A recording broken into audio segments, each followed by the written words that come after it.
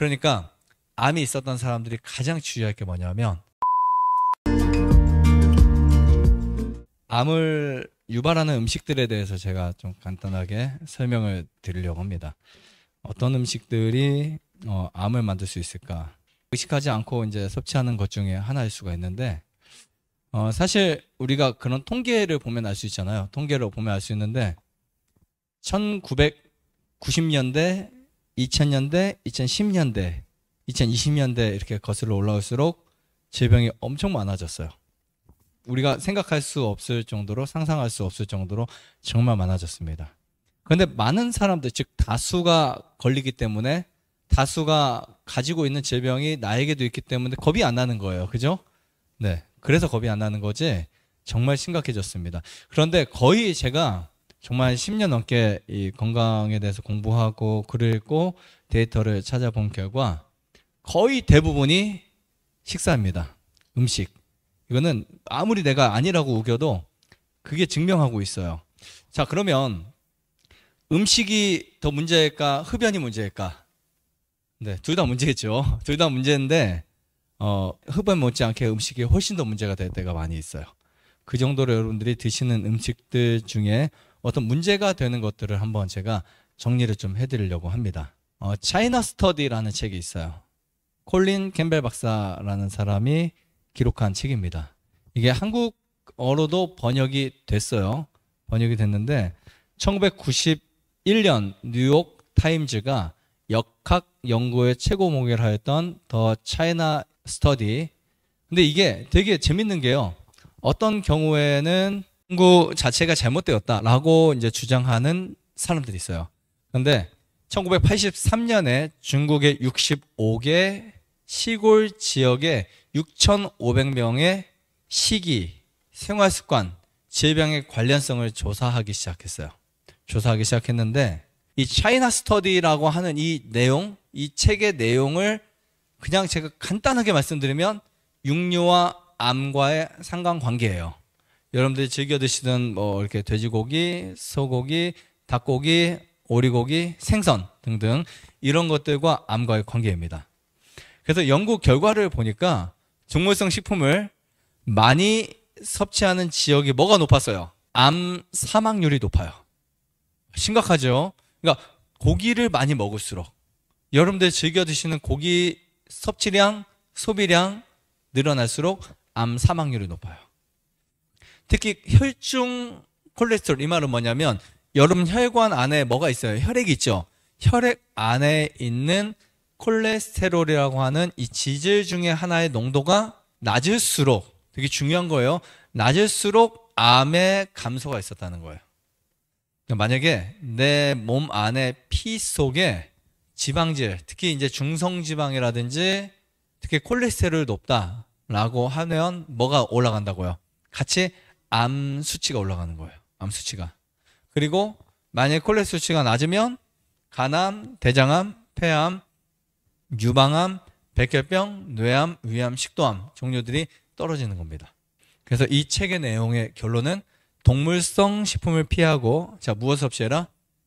네, 식물성 식품을 섭취해라. 이렇게 이해하시면 됩니다. 뉴욕 타임즈의 평가를 보면요, 이런 말을 썼어요. 금세기 역학의 금자탑이라고 하는 이 평가를 썼는데, 이 타임즈에 실린 내용에 이 교수님은 이런 표현을 했습니다. 나는 영양학 교수로 단백질이 건강에 좋지 않을 뿐 아니라, 여기 단백질은 동물성이에요. 오해하지 마세요. 프로틴인데 동물성. 그러니까 교수가 영양학 박사 혹은 또 의학 박사, 굉장히 훌륭한 유명한 박사, 이런 표현을 쓴 거예요. 영양학 교수로 단백질이 건강에 좋지 않다 뿐만 아니라 암을 유발시킨다는 사실을 알고 이를 말하게 됐다는 것은 마치 내가 이교도가 된 느낌을 갖게 했다. 단백질을 적게 먹는 식사만으로도 발암물질로 인한 암 발생을 막는 것을 보았다. 그러니까 암이 있었던 사람들이 가장 주의할 게 뭐냐면 고기예요, 고기. 이게 당장은 안 걸리죠. 근데 1년, 2년, 3년, 4년 언젠가는 다시 재봐야 되거나 그냥 100%입니다, 진짜. 거의 걸릴 확률이 되게 높아요. 거의 이제 주변을 보면 완치율이 몇 년이에요, 보통? 완치 판정률이 5년이잖아요. 5년인데 지나서 걸리는 경우도 많고요. 전에 걸리는 경우도 많아요. 자, 그 다음에는 또 무서운 게 하나가 있어요. 아플라톡신이에요. 이거 제가 정말 많이 강조하는 것 중에 하나인데 발암물질 1급입니다. 우리 발암물질 1급들이 많이 있어요. 중금속이라든지 아니면 뭐 본드 화학물질이라든지, 그죠? 우리가 본드 매일 냄새 맡으면 암 걸릴 수 있어요. 그 다음에 뭐 그 가공육들 있죠. 붉은 고기 이런 거 다 발암물질 1급이에요. 발암물질 1급이라고 표현하는 것은 계속 먹거나 맞거나 사용하게 되면 암에 걸린다. 암에 걸릴 확률을 되게 높인다라고 하는 거예요. 이게 암의 원인이야. 담배도 발암물질 1급일까 아닐까요? 1급이겠죠. 네. 자, 보세요. 캠벨 교수팀이 필리핀 정부 요청으로 미국 국제기금의 지원을 받아서 연구하기 시작했어요. 무엇을 했는지 보니까 간암이 많은 지역을 연구했는데요. 그 결과 아플라톡신이 많은 땅콩과 피넛버터, 땅콩버터죠. 땅콩버터를 많이 먹은 아이들에게 발생한 거예요. 쇼크였어요, 쇼크. 얘네들은 땅콩을 많이 먹는데 거기에 뭐가 들어있었던 거예요? 아플라톡신이 들어있었던 거예요. 땅콩이 아니에요. 그 안에는 아플라톡신이에요. 근데 그 아플라톡신이 많은 식품들은 대부분 어디에 들어있냐면 견과류 가장자리, 껍질, 곰팡이균들이 있어요. 그래서 여러분들에게 당부드리고 싶은 말씀 중에 하나는 신선하지 않은 견과류는 안 먹는 게 훨씬 낫다. 쩐내 나거나 보관을 잘못했던 거 있죠? 안 걸려요. 큰일 나요. 절대 먹으면 안 돼요. 차라리 버리셔야 돼요. 만약에 땅콩 껍질이 곰팡이가 났어요. 저는 버리는 거 권장하고 있어요. 호두를 샀는데 껍질이 곰팡이 났으면 내가 까서 먹으면 되지. 근데 곰팡이 그 날아다니는 곰팡이균이 금방 들어가요. 그리고 이미 흡수할 수도 있고요. 아니, 건강한 사람들은 그 균을 이겨낼 수 있지만 그렇지 못한 경우는 신장이 안 좋아도 마찬가지예요. 굉장히 강력하게 우리 몸에 들어와서 문제를 야기시킬 수 있어요. 근데 그게 어디에도 있냐면 된장, 또 어디 있어요? 간장 등 이런 곳에 곰팡이 균이 정말 많습니다. 이 아플라톡신과 단백질의 연구 결과를 보면요, 되게 재밌는 사실을 발견했어요. 자, 보세요. 첫 번째는 아플라톡신을 사료에 섞여서 일부러 이제 쥐들에게 단백질 섭취를 시켰어요. 그러니까 10% 분기점으로 넘기면서 늘렸을 때 암 발생 수치가 어떻게 됐어요? 막 증가하기 시작합니다. 그러니까 이 단백질과 아플라톡신이 만나면 되게 위험한 거예요. 그러니까 만약에 여러분들이 가장 위험한 조합이 뭐냐면 고기와 된장, 이거 있죠. 상추 위에 삼겹살을 넣고 된장을 찍어서 먹는 거. 자, 이거예요, 지금. 그렇죠? 그냥 이제 우리 먹는 음식으로 따졌을 때. 자, 아플라톡신을 이제 곰팡이 난 그 된장 같은 거 있죠? 다 들어있어요, 무조건요.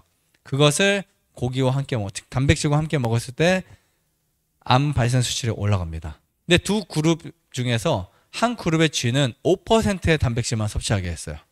굉장히 적게 섭취하게 합니다. 그랬더니 암 발생률이 거의 없었어요.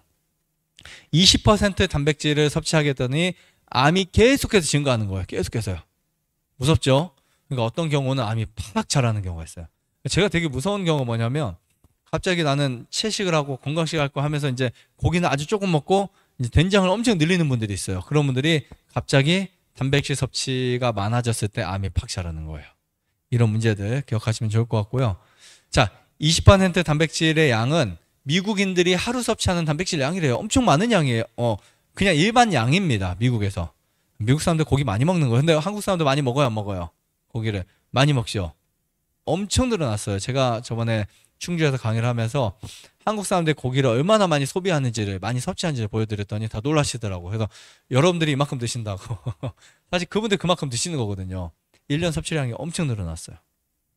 자, 그 다음에 단백질 20% 섭취한 그룹에게 5%로 줄였더니 암세포가 어떻게 됐다고요? 줄어들었어요. 그런데 다시 섭취시켰더니 또 늘어났어요. 그래서 이게 단백질과 아플라톡신이 만나면 암이 어떻게 된다? 무조건 커지는구나 라는 것을 발견하게 되었습니다. 그래서 실험상 단백질은 우유의 단백질, 그리고 이 암이 줄었을 때 단백질은 콩의 단백질, 두 가지 기억하시면 돼요. 단백질은 우리 머릿속에 세뇌시켜야 돼요. 콩이면 충분하다. 아시겠죠? 무엇이면 충분하다? 콩이면 충분해요. 아플라톡신 하면 정말 가장 많은 것 중에 하나가 된장, 고추장, 간장류들이에요. 그냥 내가 이거 먹으면서 내가 이거 건강식품 아닌데 하면서 찝찝하게 먹으면 그나마 괜찮은데 많은 사람이 어떻게 드세요? 이거 건강식품이야. 그죠? 된장 한국의 고유의 전통 식사야라고 하면서 드시잖아요. 이제 그게 문제인 거예요. 사람들이 건강하다 생각하면 매일 먹고 몇 끼마다 먹잖아요. 그죠? 그게 문제가 되는 거예요. 근데 차라리 이거 안 좋아라고 생각하면 그냥 안 먹거나 피할 수 있을 텐데 좋다고 생각하니까. 자, 이거는 에브리뉴스에 보도된 건데요. 근데 저 업체는 지웠어요. 알려달라고 하지 마시고 좀 골치 아프니까 업체는 지웠는데, 자, 여기 보시면 발효를 기반으로 한 메주에서 무엇이 검출되었다 써 있어요. 발암물질이 검출된 거예요. 그러니까 암이 있었던 사람에게는 이건 굉장히 심각한 문제예요. 그죠? 근데 된장으로 담그는 과정에서 제거된다는 제조업체의 말과 달리, 자, 아플라톡신은 여기 중요한 거 있어요. 끓여도 뭐 하지 않는다? 제가 항상 하는 말이 아니라 많은 사람들이 알고 있어요. 이미 화학적으로 이거를 실험해도 아플라톡신 끓여도요 사라지지 않아요. 그러니까 그 무좀이나 습진, 아토피 있는 사람들이 절대 먹지 말아야 될 것 중에 하나가 이거라고요. 간장, 된장 이런 것들. 자, 식품의약품안전처는 식품 제조업체 어디에서 기준치를 초과한 아플라톡신이 검출되어서 해당 제품을 판매 금지 및 회수 조치했다고 했습니다. 한국이에요, 한국. 여러분들이 지금까지 드셔왔던 거일 수도 있어요. 네. 되게 아플라톡신이 끓여도 제거되지 않는다는 거 꼭 기억하시면 돼요, 이제는. 그 다음에 아플라톡신이 검출된 여기에 보면요. 아플라톡신이 검출된 게 중요하지 않고요. 잘 보세요. 기준치가 초과된 거. 그러니까 아플라톡신이 다 있어요. 우리가 이제 앞으로 그렇게 생각하시면 돼요. 국제암연구소에 따르면 아플라톡신은 고온 나스파일 때 번식하는 곰팡이 등에 의해 생성되는 독소로, 자, 어디에? 간독성 발암물질로 분류된다. 간이 안 좋은 사람 절대 먹으면 안 돼요. 근데 아토피든 간이든 위든 췌장이든 신장이든 우리가 이 기능들을 살리려면 어디가 먼저 살아야 된다 그래요? 간이 살아나야 된다 그랬죠. 간이 망가진 상태로 신장이 절대 회복 안 되고요. 간이 망가진 상태로 피부병 절대 회복 안 돼요. 무조건입니다. 그래서 우리가 이런 부분들을 정확하게 인식해야 돼요. 어떤 분들은 나 나음에서랑 똑같이 생활했는데 왜 집에 있을 때는 암도 커지고 아니면 또 피부 가려움도 심했는데 왜 나음에 오면 괜찮지? 이렇게 하는 분들 중에 아주 많은 분들은 또 된장 못 끊어서 그런 분도 있어요. 된장만 끊어도 굉장히 떨어지는 분들이 있어요.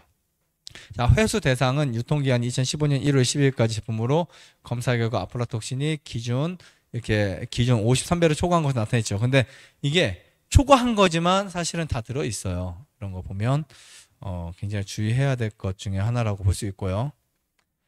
자, 그 다음에 식초. 식초. 우리 교재에 다 있습니다. 사실은 이 내용들이. 자, 보통 식초는 발효 과정에서 일본에서부터 이제 식초가 좋다는 것이 나온 이야기 중에 하나예요. 일본에서 계속 어떤 연구 데이터를 가지고 식초가 좋다 막 이렇게 하면서 한국에 전 세계적으로 많이 보급이 됐잖아요. 근데 사실 발효 과정은 굉장히 우리가 민감하게 생각해야 될 부분들이 있어요. 왜냐하면 고온 발효와 저온 발효가 있는데, 고온 발효 같은 경우는 뭔가 짧고 그 데이터를 반영해서 뭔가 그 균을 없애버려요. 근데 저온 발효는 그렇지 않다고요.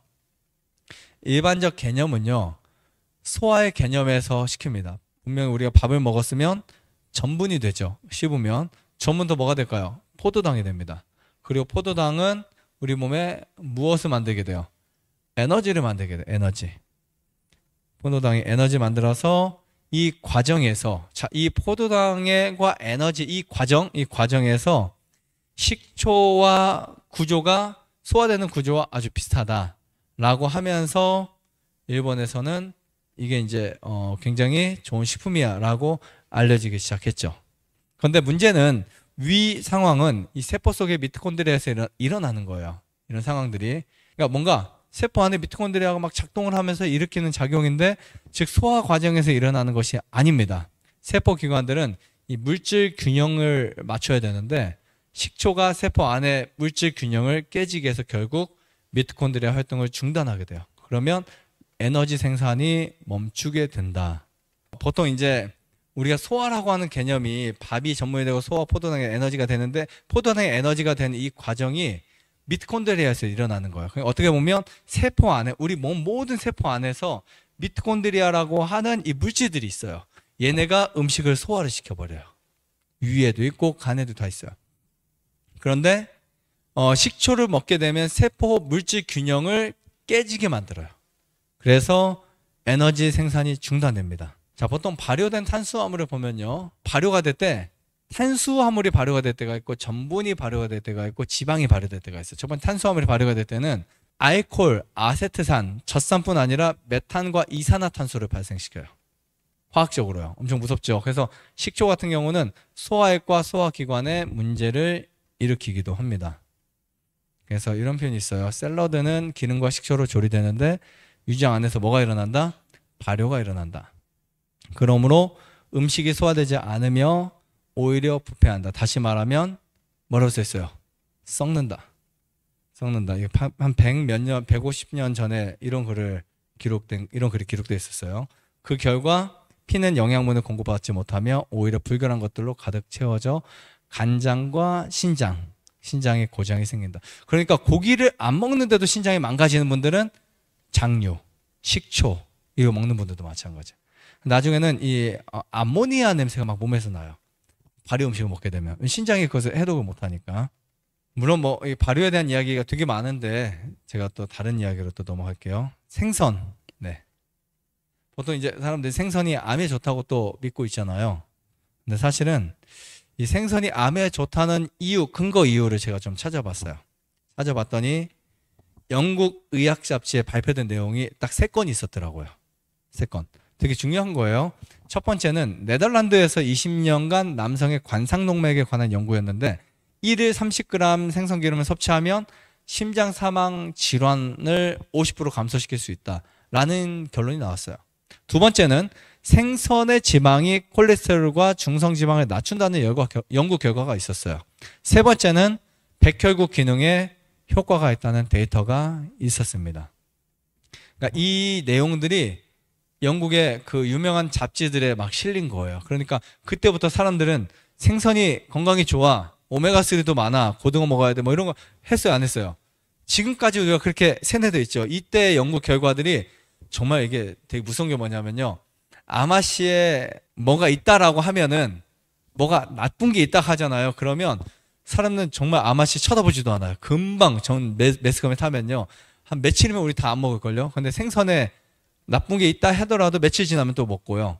생선 좋다고 하면은 이렇게 오래 가는 거예요. 정말 신기하죠. 아마씨가 건강에 좋다라고 하면 길어봐야 몇 년, 생선 건강에 좋다 딱 나오니까 이게 몇십 년 동안 유지되는 거예요. 너무 신기해요. 자, 문제를 덮어버리는 연구 결과를 제가 한번 따져봤어요. 왜 생선을 먹으면 건강에 좋다고 느껴졌을까? 그래서 정말 열심히 찾아서 봤더니 대부분의 사람들이 생선을 먹기 위해서 고기를 끊었던 거예요. 가장 큰 데이터였어요. 그래서 나중에 그럼 이런 자료가 있었으면 좋겠다 하다가 발견한 게 하버드 대학 연구 결과였어요. 정말 엄청난 결과입니다. 이거는 연구 결과예요. 자, 하버드 대학 연구에서는 나중입니다. 영국에서 생선이 좋다고 한 그 발표를 낸 다음에 한참 후에예요. 어떤 연구 결과를 만들어냈냐면 44,895명의 전문직 남성 연구 대상으로 주 1회 섭취보다 6회를 섭취한 사람에게 봤더니 심장 질환이 증가하는 거였어요. 분명히 영국에서는 좋다고 했는데 문제를 봤더니 혈수방 기능에 문제를 일으키고 뭐 지방과 열량이 높아지고 체중의 변화가 생기고 감염성 질환, 중금속의 저온고라고 해서 이제 수은, 바이러스, 박테리아, 농약, 플라스틱 엄청 많은 독소도 있었던 거예요. 그래서 하버드 대학에서는 생선이 건강에 좋다는 것을 100% 인정할 수 없다. 그리고 이제 심장이 왜 좋은지를 발표를 또 했어요. 다 자료가 이제 다른 강의 자료에 있는데 어떤 것을 언급했냐면 사람들이 생선을 먹는 만큼 고기를 줄였다. 육고기를. 그래서 이거를 역으로 고기를 이제 다시 했는데 조사를 했는데 고기를 그대로 먹게 하고 생선량을 늘려왔어요. 어떻게 됐을까요? 심장병 사망률이 훨씬 높아진 거예요. 이쯤 하면 이해 가시나요? 그러니까 생선이 좋은 게 아니라 생선은 고기보다 낫다. 이렇게 평가하셔야겠죠. 그죠? 만약에 여러분들이 액상과당이 있는데 액상과당을 꾸준히 한 숟갈씩 먹는 사람과 설탕을 한 숟갈씩 먹는 사람 누가 더 외로울까요? 당연히 액상과당이겠죠. 아니면 그 공장에서 만드는 그 가짜 소금, 그 가짜 설탕 있죠. 이게 그 화학적으로 만든 거. 자, 이거를 매일 먹다가 설탕 한 숟갈씩 먹어요. 그러면은 건강해지겠죠. 그럼 사람들 어떤 생각을 할까요? 야, 설탕 한 숟갈씩 먹어도 건강해. 그렇죠? 하지만 설탕 계속 먹다 보니까 치아도 썩고 몸이 안 좋아지는 거예요. 무슨 말인지 아시겠죠? 이것과 똑같은 원리라고 보시면 될 것 같습니다. 그래서 생선이 우리 몸에 건강하다는 거 절대 인정할 수 없는 부분이고요. 그리고 결국 암을 만들 수밖에 없다라고 보시면 될 것 같습니다. 자, 그다음 밀가루 음식이에요.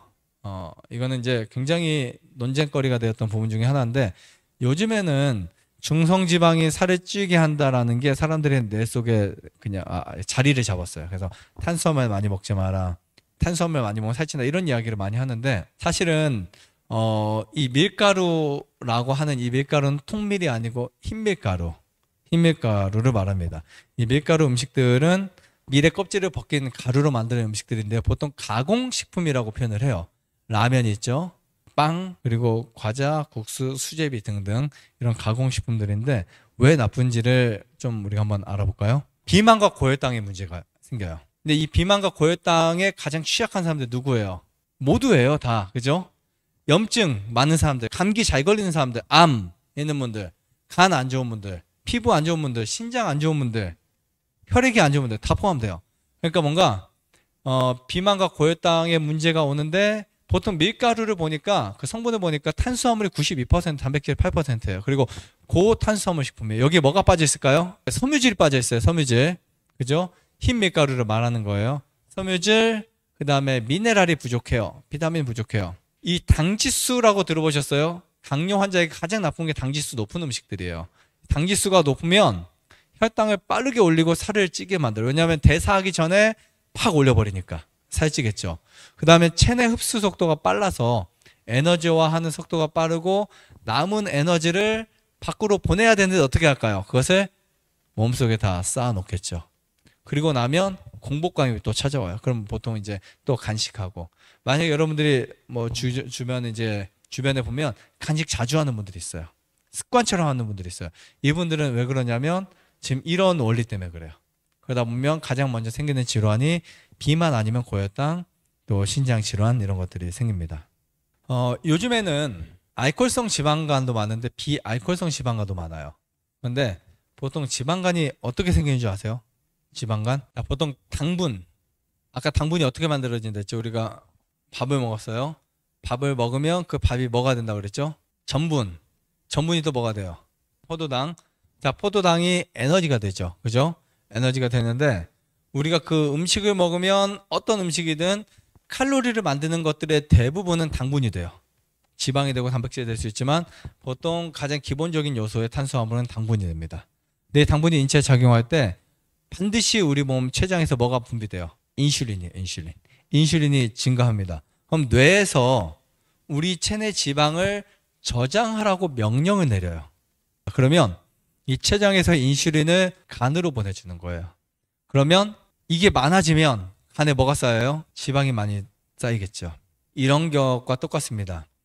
저 3층에 흙을 옮기는데 2층에서 한번 정류장이 있다 하면은 2층에다 막 여기다 흙을 또 버렸다가 또 올린다. 그러면은 이게 뭐가 쌓일까요? 자꾸 많아지는 곳에 찌꺼기들이 쌓이겠죠. 적절한 예인지는 모르겠지만, 그렇죠? 그냥 직접 올리면 괜찮은데 중간에다가 놨다가 또 올리면 그 중간에 먼지들이 많아질 거라고요. 나중에 다 정리하고 보면 여기만 해도 막 모아보면 흙들이 많아져요. 그러니까 간에 지방이 저장되는 형태가 늘어날수록 지방간이 이제 심각해지는 겁니다. 자, 그 다음에 글루텐의 문제가 있어요. 이 장내 세균에 의해서 글루텐이 에스로핀이라는 마약 성분으로 바뀌어요. 그러니까 빵을 좋아하는 사람들의 특징이 뭔지 아세요? 중독이에요. 중독. 진짜 엄청난 중독입니다. 빵이요. 담배만큼 중독이 심해요. 그 중독을 일으킨 것 중에 하나가 에스로핀이에요.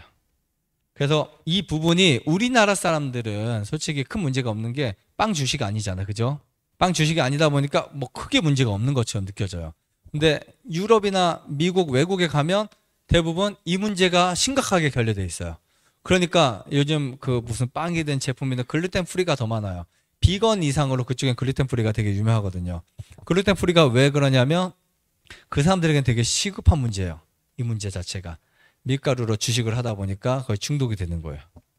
뇌에서 밀가루 음식을 계속 먹고 싶도록 충동을 합니다. 자, 흰 밀가루의 가장 큰 문제, 이렇게 비타민이 부족해요. 신체 기능 부진, 체력 저하, 정서 불안, 충동적 성격 현상, 그다음 각종 질병, 이런 식으로 어떤 문제가 생깁니다. 근데 여기 보시면 오른쪽에 보시면요, 흰 밀가루가 손실량이에요. 거의 비타민 B1, 2, 3 같은 경우는 거의 80% 이상, 그죠? 토탈 80%, 70 몇 퍼센트, 뭐 이 정도면 엄청난 거예요. 그러니까 통밀에 비해서 영양소가 손실된 거, 결여된 부분입니다. 특히 엽신, 뭐 칼슘 50%, 그다음에 섬유질 68%. 섬유질이 있긴 있지만 거의 대부분을 버리고 먹는 거라서 문제가 될 수 있습니다. 마그네슘도 그래요. 그러니까 우리가 이제 흰 밀에서 통밀만 먹어도 영양소의 일부는 뭐 할 수 있다? 채울 수 있다라고 보시면 될 것 같습니다. 좋아요, 구독, 안내자전 눌러주세요. 눌러주세요.